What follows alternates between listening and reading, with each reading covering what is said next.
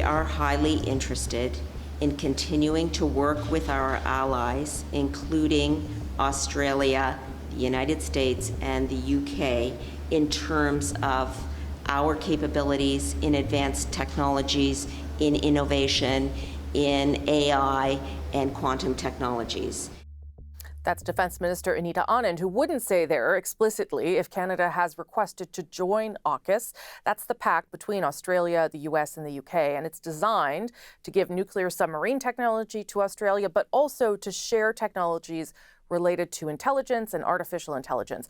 A new report released last week revealed there's no indication Canada was invited to the table. Vincent Rigby co-authored that report and says that is problematic for national security. He's a former national security and intelligence advisor to Prime Minister Trudeau. I spoke with him on Friday. Vincent Rigby, thank you for joining us. Appreciate it.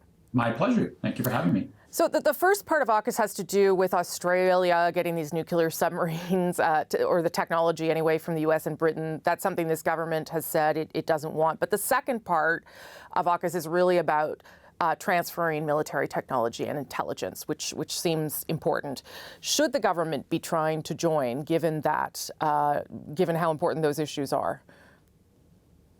Absolutely. I mean, I would suggest that the entire AUKUS agreement is about defense technological cooperation. So one pillar is about submarine technology and, as you say, the eventual acquisition of nuclear-powered submarines by the Australians. The second pillar is focused on other types of defense technological cooperation, things like artificial intelligence, quantum systems, cyber capabilities, defense against hypersonic missiles, sub-surveillance capabilities. So should Canada be in on those conversations and get access to that type of technology, the kind of technology that will be applicable to the battle space in the future? Yes, absolutely. I think Canada needs to be at that table. So why are we not there? Were we not invited? What does it say about us that we didn't seem to be part of that conversation? Well, this is the $64,000 question. Were we invited and did we say no, or did we never show any interest, and were we never invited at all?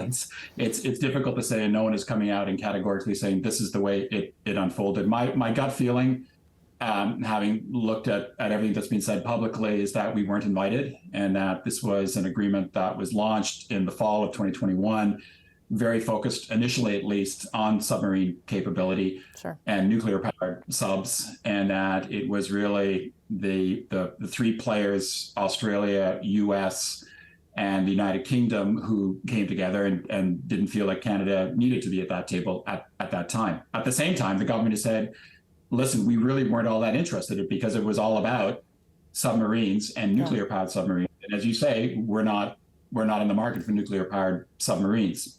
I mean, I suppose they're using that potentially partly as an excuse for why they're not part of the agreement now. But we do know publicly and from those leaked documents from the Pentagon that allies are concerned and have expressed concerns about Canada's capabilities. Is that what's going on here, that perhaps there is a belief that this government doesn't take these issues seriously enough or don't make them a priority enough? Well, look back to the timing. So this was the fall of 2021 when the arrangement was initially launched. So we'd not had our Indo-Pacific strategy come out at that time. We're still waiting for that, the long-awaited strategy, which is finally out. I think that over the last 12 to 18 months, we've become a lot harder in our position with respect to China. I think in the fall of 2021, I think there was still a sense that we weren't quite there with our allies in terms of alignment on the China threat, and that while we talked a good game in the Indo-Pacific region, we weren't necessarily players per se. So I think that's part of the reason, without a doubt. I'm glad you brought that up, because it does seem to me as though this alliance would fit within the government's Indo-Pacific strategy. And as you say, sort of the way it's trying to realign itself on China with our allies. Do you think that there is a case that the government could make to be included in this? Oh, absolutely. And I think that the Minister of National Defense has basically come out recently and said, listen, we are potentially interested in this. And, it's not a talk shop, right? It's not just sitting around and having conversations about the threat and what we might want to do down the road. You need to come to the table with tangible assets. And Canada has tangible assets. We are leaders in artificial intelligence, in quantum systems, in in cyber, all the stuff that I mentioned before. We can bring something here. So I think the government is interested now. It's unfortunate that it's taken a while to get to this point, but listen, better late than never. And I'd certainly like to see us get in now that we're hearing that New Zealand is interested in potentially getting in. So if we're the last Five Eyes to get into the agreement, again, that's not going to be great for our reputation. But again, let's get in, let's take advantage of it, and we can bring something for the agreement and for our allies, but we also get something for ourselves. We get access to cutting edge technology, and we send some pretty clear messages to hostile state actors that we're right there aligned with our allies to really defend our interests. Obviously, there's a lot of talk about China and foreign interference over the past number of months. Does something like AUKUS help Canada defend itself, protect itself, or prevent this kind of thing from the Chinese government or another state actor? I think it sends a powerful signal. Personally, I always say that national security has a domestic component and also has an international component. So there's lots of things that we're looking at right now in the domestic context of what we can do with respect to not just foreign interference, but other hostile state activities, including nefarious investments and so on. So there's that. But then internationally, I think it will send a message to China that listen, we said in the Indo-Pacific strategy that you are a disruptive global power, and now we're putting our money where our mouth is. We're going to work with our allies to have a presence in that region. We're going to back up the Indo-Pacific strategy with some pragmatic action.